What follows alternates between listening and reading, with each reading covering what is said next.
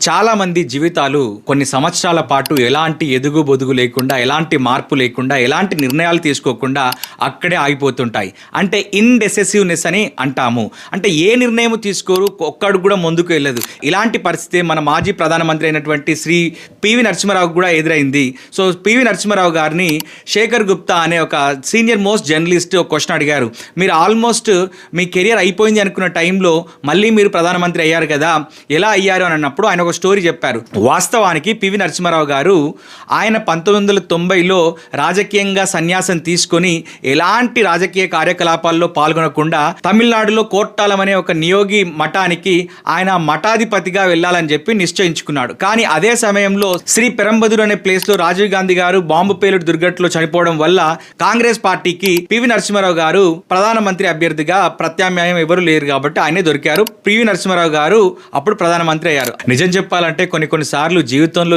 ఏమీ చేయకుండా ఉండడం కూడా చాలా మంచిది. ఎందుకనంటే రాంగ్ డైరెక్షన్లోకి వెళ్ళడం కంటే రైట్ డైరెక్షన్లో చాలా నెమ్మదిగా నిదానంగా ఆగిపోవడమే బెటర్.